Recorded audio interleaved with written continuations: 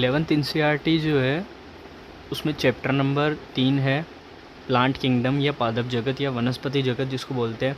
इसमें अपने डायग्राम दे रखा है 3.6। ये है अपने एंजियोस्पर्म जो होते हैं प्लांट आवर्तबीजी पादप जिनको बोलते हैं, उनका लाइफ साइकिल जो है उसका डायग्राम दे रखा है कि उनका जीवन चक्र कैसा होता है। तो इस डायग्राम को समझने की कोशिश करेंगे, बड़े आसान तरीके से समझेंगे। तो सबसे पहले क्या होता है कि एक प्लांट जो होता है उसके दो जननांग होते हैं, एक तो नर जनन होता है अंग और एक मादा जनन अंग होता है। नर जनन अंग जो होता है उसको बोलते हैं पुंकेसर, और जो मादा जननांग जो होता है उसको बोलते हैं स्त्री केसर। क्या बोलते हैं इसको? स्त्री केसर। स्त्री केसर।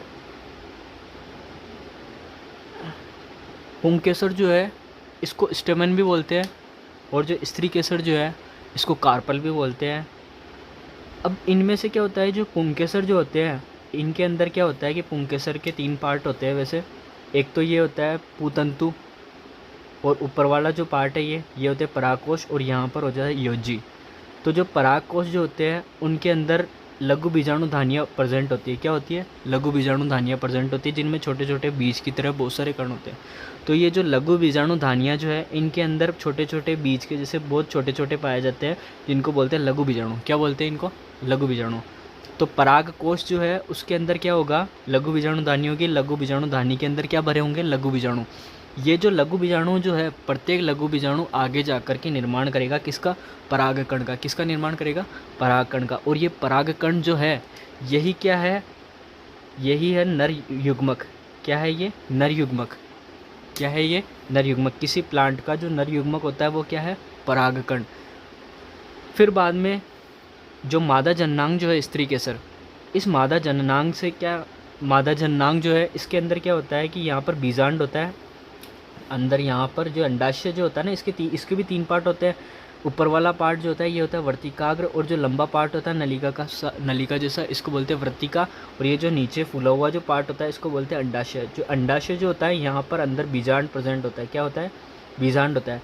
बीजांड जो होता है इसके अंदर क्या होता है? गुरु बीजाणु मात्र कोशिका उपस्थित होती है। बीजांड के अंदर क्या होता है? गुरु बीजाणु मात्र कोशिका उपस्थित होती है, और ये गुरु बीजाणु मात्र कोशिका आगे जाकर के भ्रूणकोश बनाती है। क्या बनाती है? ये जो दिख रहा है आपको ये भ्रूणकोश है। भ्रूणकोश बनाती है। ये भ्रूणकोश जो है इसको एम्ब्रियो सैक भी बोलते हैं।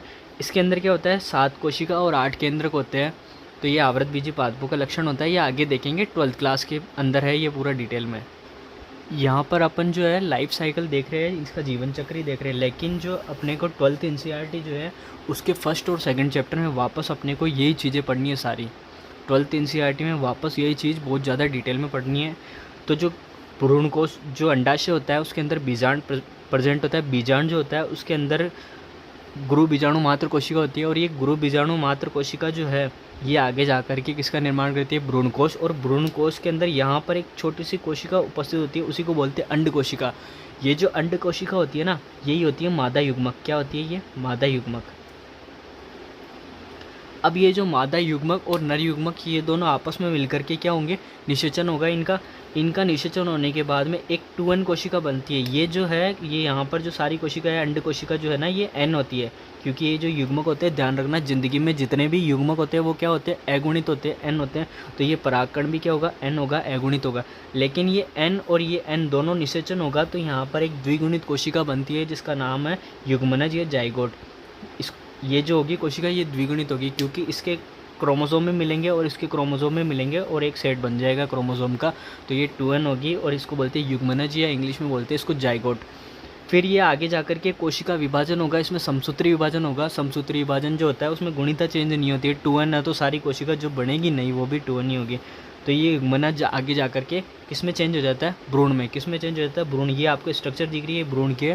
12th क्लास में दोनों टाइप के भ्रूण पढ़ोगे, एक बीजपत्री प्लांट का भ्रूण भी पढ़ोगे और द्विबीजपत्री प्लांट जो है उनका भी भ्रूण पढ़ोगे। तो ये क्या अपने एम्ब्रियो या भ्रूण जिसको बोलते हैं ये बन जाएगा युग्मनज से। फिर बाद में ये जो भ्रूण है ये आगे जाकर के विकास करके और पूरे प्लांट का निर्माण कर देगा वापस। फिर बाद में इसी प्लांट पे वापस पुंकेसर और स्त्रीकेसर जो है इनसे वापस लघु बीजाणु धानियों से क्या निकलेगा? परागकण। और जो स्त्रीकेसर है यहाँ से क्या अंडकोशिका का विकास होगा, फिर आगे युग्मनज बनेगा, फिर भ्रूण बनेगा, फिर नया प्लांट बनेगा, फिर वापस ऐसा ऐसा चक्कर चलता रहेगा हमेशा। तो यही क्या है? आवर्तबीजी पादप जो है एंजियोस्पर्मिक प्लांट जो है उनका जीवन चक्र है। उनका जीवन जो है यहाँ से स्टार्ट होकर के वापस यहाँ पर समाप्त होता है। ऐसे नए पादप का निर्माण होता है आवर्तबीजी प्लांट में। तो बिल्कुल अपने जो ह्यूमंस जो है उनके जैसा ही है, बिल्कुल सेम है।